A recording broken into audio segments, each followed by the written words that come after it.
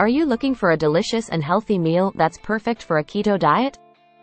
Well, look no further than this amazing salmon recipe.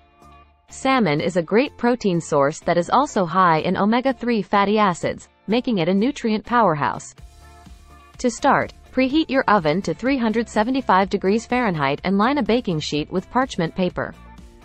Next, place a fresh salmon fillet on the baking sheet and season it generously with salt, pepper, and your choice of herbs and spices. Drizzle some olive oil over the fillet to keep it moist and flavorful during cooking. Now, let's prepare some keto-friendly side dishes to complement our salmon. One option is to make a refreshing cucumber and avocado salad. Simply slice the cucumbers and dice the avocados, then mix them together in a bowl. Add a squeeze of lemon juice, some chopped cilantro, and a sprinkle of salt and pepper to enhance the flavors.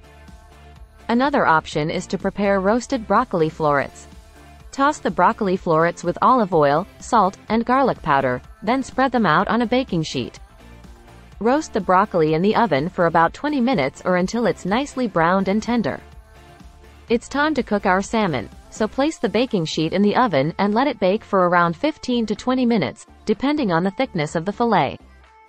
You'll know it's ready when the salmon flakes easily with a fork and has a beautifully pink and moist center.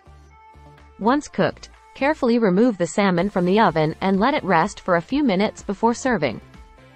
Now, plate your salmon with the cucumber and avocado salad and the roasted broccoli, and you have a perfect keto diet-friendly meal that's bursting with flavor and nutrition. Whether you're following a keto diet or simply looking for a healthier meal option, this salmon recipe is a winner. Try it out and let us know how you like it, and please visit the link below this video for a free keto cookbook, a 7-day keto diet course to get more delicious recipes that you can prepare to your loved ones or friends.